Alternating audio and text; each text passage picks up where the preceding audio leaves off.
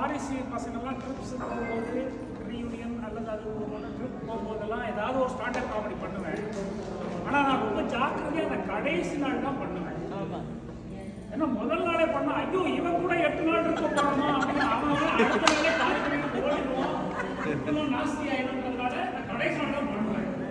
ஆனால் இந்த தடவை இவ்வளோ சீக்கிரமாக பண்ணுறேன்னா நீங்கள்லாம் பயந்து நாளைக்கே ஓடணும்னு நினைச்சாலும் உங்களுக்கு ஃப்ளைட் கிடைக்காது. இன்னமும் அந்த இண்டிகோ பிரச்சனை நடந்துட்டு இருக்கு. நீங்க ஓடவே முடியாது, தப்பிக்க முடியாது. அதனால நான் வந்து இந்த சீக்கிரமா பண்ணிடலாம் அப்படின்னு முடிவு பண்ணிருக்கேன். சரி, ஆரம்பிக்கிறது இண்டிகோ ஃபியாஸ்கோலேருந்தே ஆரம்பிப்போமே. எல்லாரும் நினைச்சிட்டு இருக்காங்க கவர்மெண்ட்லேருந்து ஏதோ ஒரு புதுசாக ரூல் போட்டான் பைலட்ஸ் பற்றி, அதனால தான் இந்த பிரச்சனை வந்ததுன்னு ஒரு குரூப் சொல்லுது. இன்னொரு குரூப் இல்லை இண்டிகோக்காரன் 1 வருஷத்துக்கு முன்னாடியே ரூல் போட்டாங்க, இவன் தான் பைலட்ஸ் எல்லாம் செலக்ட் பண்ணாமல் விட்டுட்டான் அப்படின்னு சொல்கிறாங்க. ஆனால் எனக்கு மட்டும்தான் உண்மை தெரியும். என்ன பிரச்சனைன்னா இவர் சக்கரநாராயணன் உதய்பூர் வரப்போகிறான், ஒரு ஸ்டாண்டப் காமெடி கொடுக்க போகிறான், அதை வந்து ரெக்கார்ட் பண்ணி யூடியூப்ல போட்டால் உலகம் முழுக்க கோடிக்கணக்கான ரசிகர்கள் அதை மட்டுமே சினிமா தியேட்டர்லாம் காலி ஆகிடும்.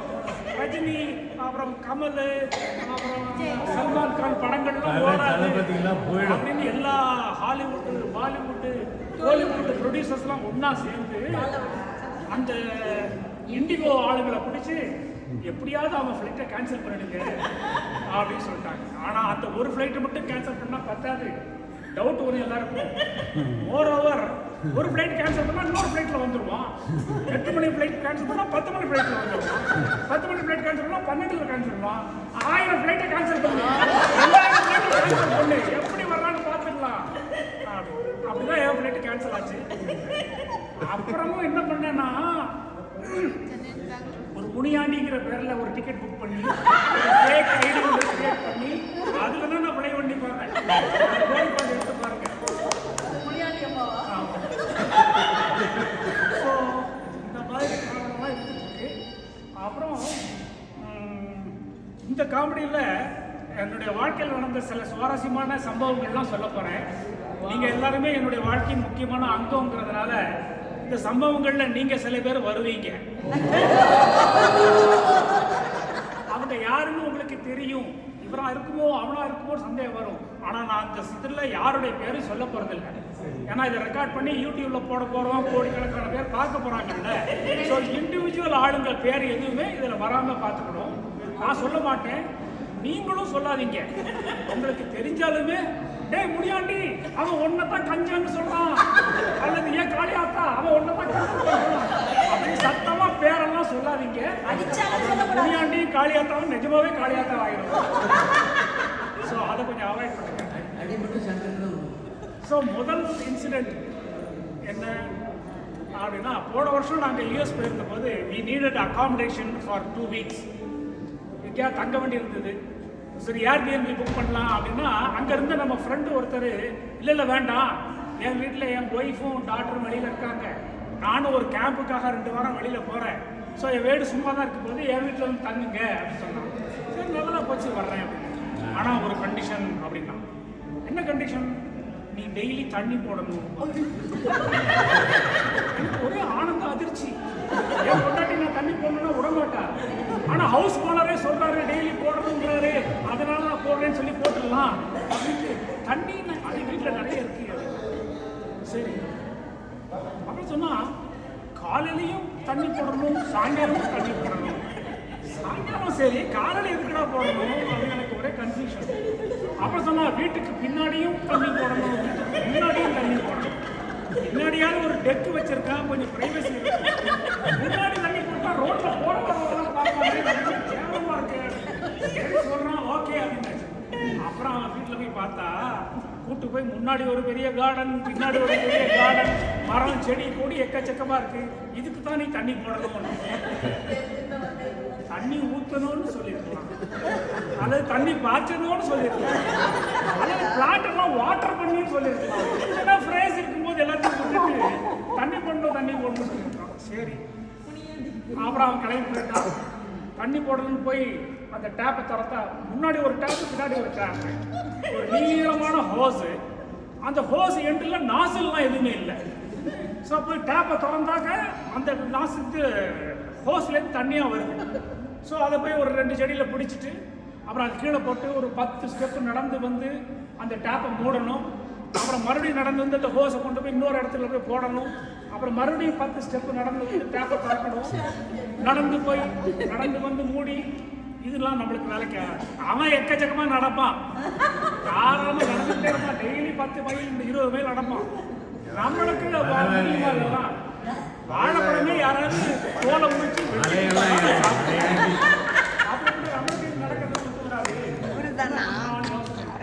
யாரு அமேசான்ல போய் இருக்கிறதுலே சீப்பஸ்ட் நாசெல்லாம் பார்த்தேன்.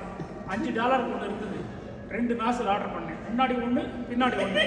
அந்த ஹோஸை கனெக்ட் பண்ணி வச்சு அதில் ப்ரெஸ் பண்ணால் தண்ணி அடிக்குது நல்லா. அவ விட்டாக்கா நின்றுது. ஸோ அந்த டேப் ஒரு தடவை திறந்தா போதும், 2 வாரம் கழிச்சு அவன் வந்து மூடினா சரி. அவன் வந்து தண்ணி அடிச்சுட்டு ஜாலியாக இருந்து யூஸ் பண்ணிட்டு இருந்தேன்.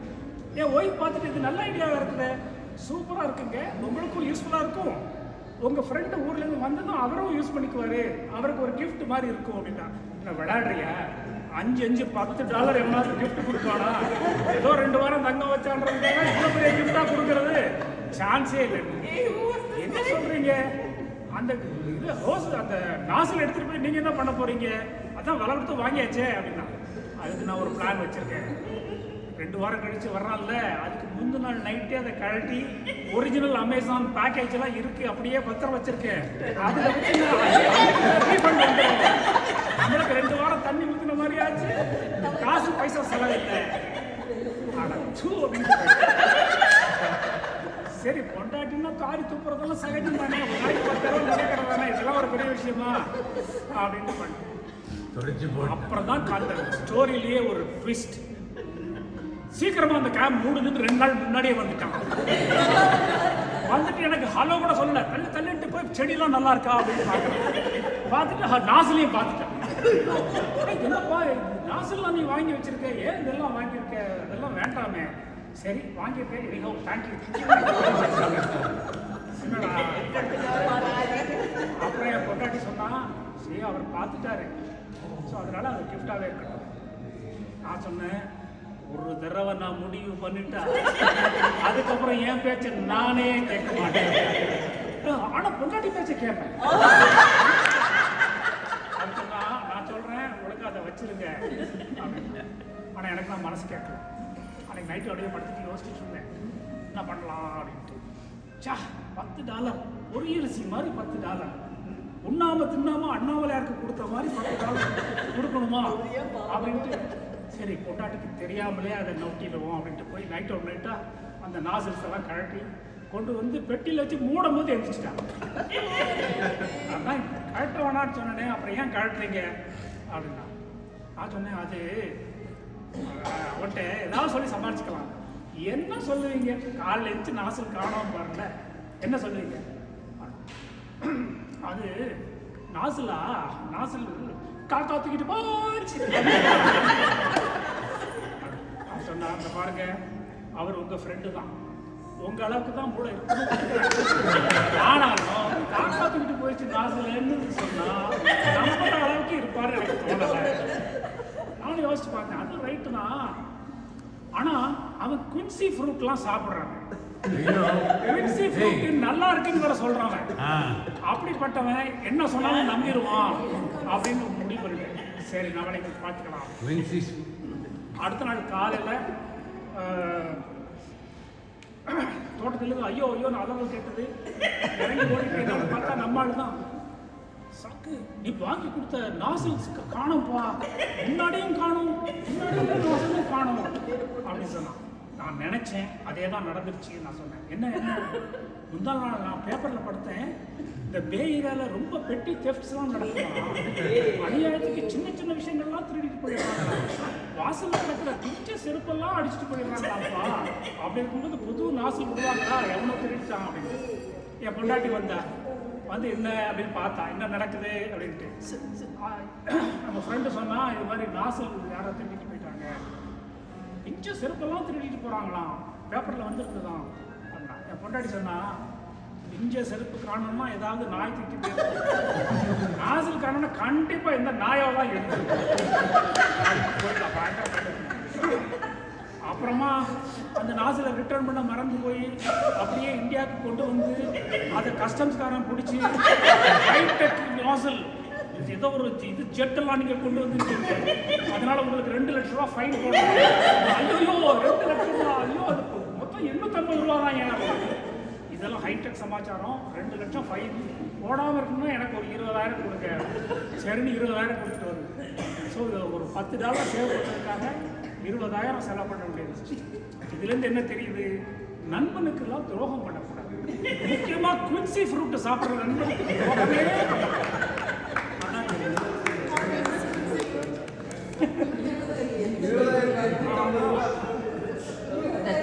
ஸோ தண்ணி போட்ட விஷயத்தில் இப்படி ஆச்சுன்னா, வேற ஒரு நீர்ப்பாசன விஷயத்தில் வேற ஒரு பிரச்சனை ஆச்சு.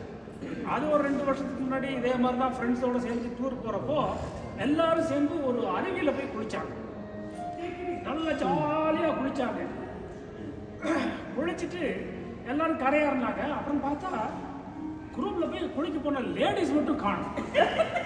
ஜென்ஸ் எல்லாம் கரையாறிட்டாங்க, லேடிஸை காணும். லேடிஸை காணதுமே எல்லா ஹஸ்பண்ட்ஸும் ஐயா என் பொண்டாட்டி, ஐயோ என் பொண்டாட்டியை காணும். எல்லாரும் ஓடி அங்கேயும் ஓடுறாங்க, இங்கே ஓடுறாங்க, தேடுறாங்க, எங்கேயுமே இல்லை.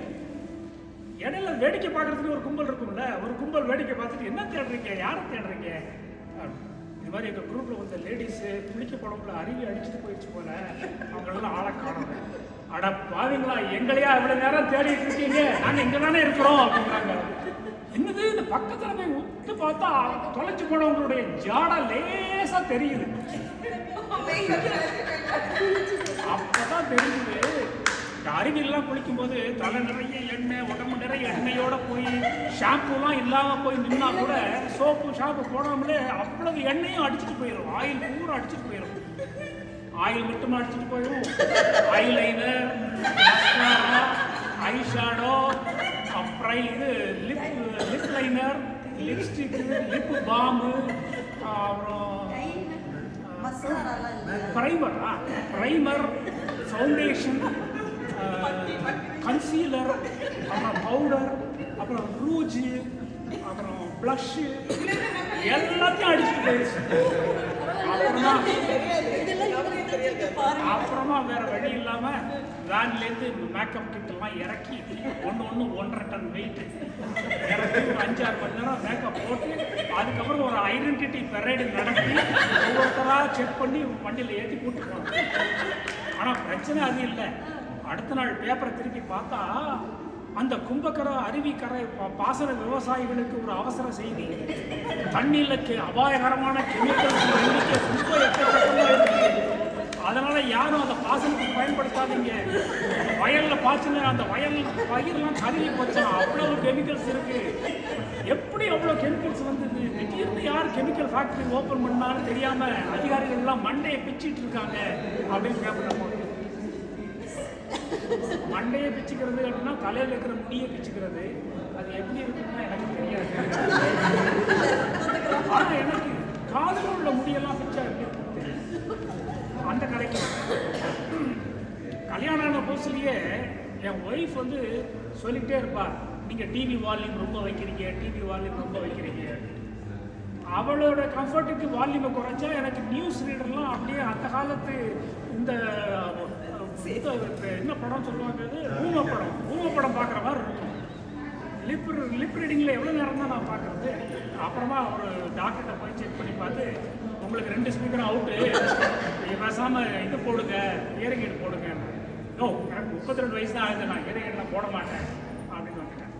அதுக்கப்புறம் யாராவது பேசும்போதெல்லாம் சரியாக காதில் விடலை, புரியலைன்னா நான் பாட்டு சிரிச்சுக்கிட்டேன். ஆமாம் ரைட் அது கரெக்ட் வந்துடுவேன், அப்படியே சம்பாதிச்சுட்டு இருந்தேன். ஆனால் என் பையனுக்கு கல்யாண பேச்சுக்காக நான் சம்மந்திட்ட போய் பேச வேண்டிய ஒரு சுச்சுவேஷன் வந்தது. அங்கே போய் அவள் சொல்கிறதுக்கெல்லாம் சரியாக காதில் விடாமல் நம்ம பாட்டு சரின்னு தலையாட்டிகிட்டே வர முடியுமா? என்ன ஆகும்? அவர் பாட்டு என்ன சொன்னாலும் தலையாட்டணும், இவன் ரொம்ப நல்லவனாக இருக்கான் அப்படின்னு நம்பி அப்புறமேட்டு உங்க சொத்து பூரா எனக்கே எழுதி வச்சிருங்க, கல்யாணத்துக்கு முந்தின நாளே எழுதி வச்சிருங்க, ஆஹா பேஷா பண்ணிடலாம், சிம்பிளா பண்ணிடலாம் அப்படின்னு. அப்புறமா பூவாக்கு என்ன பண்ணுவீங்க, நான் வேணா மாசம் மாசம் ஒரு சின்ன தொகையை ஸ்டைப்பண்டா தர்றேன், அதை வச்சு குறைச்சிக்கிறீங்க, தாராளம் தாராளம் ஏகாந்தம் அப்படின்னு சொல்லிடும். இப்படிலாம் நிலைமை வந்துடும் சொல்லி அவசர அவசரமா போய் ஹியரிங் எய்டு வாங்கிட்டு வந்து மாட்டினேன். அப்பா அவன்கிட்ட சொன்னேன், வெளியிலேருந்து பார்த்தா ஹியரிங் எய்டுனே தெரியக்கூடாது, அந்த மாதிரி ஹியரிங் எய்டு இருக்கா, கம்ப்ளீட்லி முக்கியமான ஒரு மாடல் இருக்கு, அது யாருக்குமே தெரியாது. சத்யவான் சாவித்திரியோட, சத்யவான் சாவித்திரி இல்லை, இவர் ஹரிச்சந்திரனுடைய பொண்டாட்டி சந்திரமதி கழுத்தில் இருக்கிற தாலி யார் கண்ணுக்குமே தெரியாது, அது வந்து அவங்க ஹஸ்பண்ட் கண்ணுக்கு மட்டும் தான் தெரியும். அந்த மாதிரி இந்த ஹியரிங் எய்டு உங்களுக்கு மட்டும் தான் தெரியும், வெளியில் எடுத்து யாருக்குமே தெரியாது. அது கம்ப்ளீட்டாக உள்ள இருந்தால் எப்படியா எடுக்கிறது வெளியில, அது ஒரு ஆண்டனா நீட்டிட்டு இருக்கும், காதுல இருந்து 2 ஆண்டனா நீட்டிட்டு அசிங்கமா இருக்குமே ஐயா, இது என்ன இல்லை இல்லை, அது காதுல வளர்ற முடி மாதிரி சின்னதா இருக்கும், அதான் அதை பிடிச்சிட்டு தான் வந்துடும். ஆஹா அது இதுவும் அப்படி ஒவ்வொரு முடியா இழுத்து இழுத்து கடைசியாக கண்டுபிடிச்சு எடுக்கிறது பெரிய பாடா இருக்கு. என்னடா இதான் பாடா இருக்குது, பேசாம காதில் இருக்கிற முடியெல்லாம் வெட்டிடுவோன்ட்டு நான் பார்பர்ட்ட போனேன். சொன்னா நம்புங்க, அப்பப்போ நான் போவேன். அப்போ அவர்கிட்ட சொன்னேன், காதில் இருக்கிற முடியெல்லாம் வெட்டிடுறா அப்படின்னு. அவன் கம்ப்ளீட்டா வெட்டினான். வெட்டிட்டு, சார் இந்த முடி மட்டும் கொஞ்சம் திக்கா இருக்கு பார்த்தா அந்த ஆண்டானா பாடி காதில் ஹியரிங் எய்டு போட்டு கேட்க மறந்துட்டேன், சொல்ல வேண்டியதானே சார், பார்த்தா நீங்க ஹியரிங் எய்டு போட்டுக்கிட்டே தெரியல, அது சந்திரமதி ஹியரிங் எய்டு ஆச்சு, அதனால அவன் கண்ணுக்கு தெரியல. அட கடவுளை, இது என்ன வாங்குதா போச்சு. அந்த சாண்டனா மறுபடியும் ஒட்ட வைக்கிறதுக்கு ரிப்பேருக்கு போனா அதுக்கு புது ஹியரிங் எய்டு விலையை விட அதிகமாக சொன்னாங்க. அட போடா, நல்லா தெரிகிற மாதிரி 2 ஹியரிங் எய்டு சொல்கிறான்னு வாங்கிக்கிட்டதா மாட்டி. சரி, அப்புறம் ஒரு சேஞ்சுக்கு நம்ம குரூப்பில் இருக்கிற உங்களுக்கெல்லாம் தெரிஞ்ச நம்ம ஃப்ரெண்டு ஒருத்தருடைய கல்யாணத்துக்கு முன்னாடி என்ன நடந்தது அப்படிங்கிறத நான் என்னுடைய ஞான திருஷ்டி வச்சு நான் பார்த்துட்டு, ஸோ அதை அந்த இன்சிடென்ட்ஸ்லாம் உங்களுக்கு சொல்கிறேன், கேட்டுக்கோங்க. அகைன் அது யாரெல்லாம் பேரெல்லாம் சொல்லாதீங்க. ஸோ நம்ம பேட்ச் ஃப்ரெண்டு தான், நம்ம கூட படித்தவன் தான், ஐ மீன் நம்ம கூட இருந்தவன் தான் காலேஜில். டிகிரி வாங்கிட்டு படித்து முடிச்சுட்டு டிகிரி வாங்கிட்டு வேலைக்கு போயிட்டான், ஹைதராபாத்தில் வேலைக்கு போயிட்டான், நல்ல சம்பளம். ஸோ வீட்டில் கல்யாணம் பேச்சு எடுத்தாங்க. அவன் சொன்னான், நான் என் முறை பொண்ணை தான் கல்யாணம் பண்ணுவேன் அப்படின்னு சொல்லிட்டான். உடனே முறை பொண்ணுகிட்ட கேட்டாங்க, முறை பொண்ணோட வீட்டில் கேட்டாங்க. அப்போ வந்து முறை பொண்ணோட அப்பாவுக்கு வந்து கல்யாணம் இல்லை அப்படின்னு சொல்லிட்டாங்க. அவரோட பொண்ணோட அம்மா கேட்குறாங்க, பையன் நல்லா படிச்சிருக்கான், நல்ல வேலையில் இருக்கான், கையிலே சம்பாதிக்கிறான், ஸோ எதுக்கு வேணாங்கிறீங்க, நம்ம பொண்ணை கொடுத்தா என்ன அப்படின்னு. நல்ல வேலை, நல்ல படிப்பு, தெரிஞ்ச பையன், சொந்தக்காரன், இந்த மாதிரி சின்ன சின்ன ப்ளஸ் பாயிண்ட்லாம் இருக்குது. ஆனாலும் ஒரு மேஜர் மைனஸ் பாயிண்ட் இருக்கு. என்ன மைனஸ் பாயிண்ட்டு கேட்டான். அவன் என்ன நிறம்னு பார்த்தியா நீ? ஏங்க கொஞ்சம் நிறம் கம்மி, கொஞ்சம் நிறம் கம்மியா, என்ன தடவைனா ஐயனார் சில மாதிரி இருக்கிறான். என் பொண்ணு என்ன கலர், என் பொண்ணு பக்கத்தில் அவனை நிற்க வச்சு ஒரு கலர் ஃபோட்டோ எடுத்து கலர் பிரிண்ட் போட்டாலும் பார்க்குறவங்க ஏன் அப்படிப்பட்ட பையனுக்கா நான் பொண்ணை கொடுப்பேன், முடியவே முடியாது. கிளியை வளர்த்து கூட கையில், அதுவும் கருப்பு கூட கையில் யாராவது கொடுத்தாங்க முடியாது அப்படின்னு சொல்லிட்டான். சரி கேட்டது நம்ம பையன் சொல்லிட்டான், கட்டினா அந்த பொண்ணை தான் கட்டுவேன், வேற எவன் எங்க பொண்ணு பார்க்க வர்றான்னு பார்த்துட்றேன் அப்படின்னு சொல்லி ஹைதராபாத் HAL வேலைக்கு 1 மாதம் லீவ் போட்டு கையில் ஒரு அருவாளோட சேலம் டிஸ்ட்ரிக்ட்ல அந்த ஊரையே சுற்றி அவர் பார்த்தாரு. யாரு? பொண்ணோட அப்பா. சும்மாவே இருப்பான், கையில் அருவாளோட கருப்பணசாமி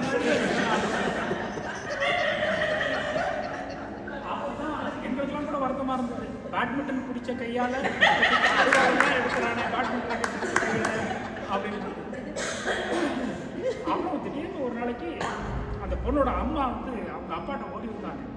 என்ன நம்ம பொண்ணு வேலை செய்யும் போது சினிமா பாட்டெல்லாம் ஹம் பண்றா, ஃபிலிம்ல இருக்கு. எல்லாருமே வேலை செய்யற போது பாட்டெல்லாம் ஹம் பண்ணுவாங்க. அவன் என்ன பாட்டு பாடுறா தெரியுமா? கருமை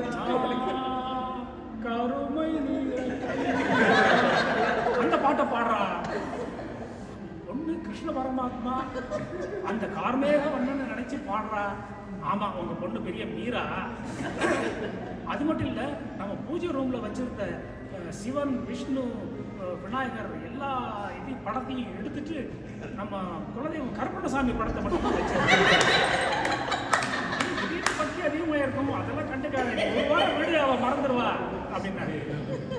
ஒரு 2 நாள் கழிச்சு அந்த பொண்ணோட அப்பா அம்மா மறுபடியும் அவங்க அப்பாட்ட ஓடி வர்றாங்கப்பா. என்ன என்ன என்ன நீங்க சொன்ன மாதிரி அவன் அந்த பாட்டை மறந்துட்டா. வெரி குட், நான் சொன்னேன்ல. இல்ல இப்ப வேற ஒரு பாட்டை பாடுறா. என்ன பாட்டு? கருப்பு தான் அவன் கண்ணு 1000 வாட்ஸ் பவர், கருப்பு தான். சரி, நீ கண்டுக்காத மாதிரி காதல் விடாத மாதிரியே இரு. ஒரு 2 நாள்ல மறந்துடுவான். அடுத்த 2 நாள் மறுபடியும் அவங்க ஓடி இருந்தாங்க. நான் சொன்னேன்ல பாட்டை மறந்துடுவான்னு. அவ இப்ப என்ன பாட்டு பாடுறா தெரியுமா? என்ன? கல்யாணம் தான் கட்டி ஓடி போய் கல்யாணம் தான் கட்டி. உடனே போன் எடுத்து, மாப்பிள்ள பொண்ணு பார்க்க எப்போ வர்றீங்க? ஓ, பொண்ணு பார்க்க ஃபங்க்ஷன்லாம் வேணாமா, நேராவே கல்யாணம் தானா? ரைட். ஸோ நம்ம பையன் தாலி கட்டுறதுக்கு முன்னாடி தான் அறுவாடை கீழே வச்சு அவங்க கல்யாணம் பண்ணி சந்தோஷமா இருக்காங்க. அவங்க பேர் என்னன்னு உங்களுக்கு தெரிஞ்சாலும் சொல்லாதீங்க. அவங்களுடைய 2 பேர குழந்தைகள் அட்லாண்டாலேருந்து வந்து என்ன பண்ண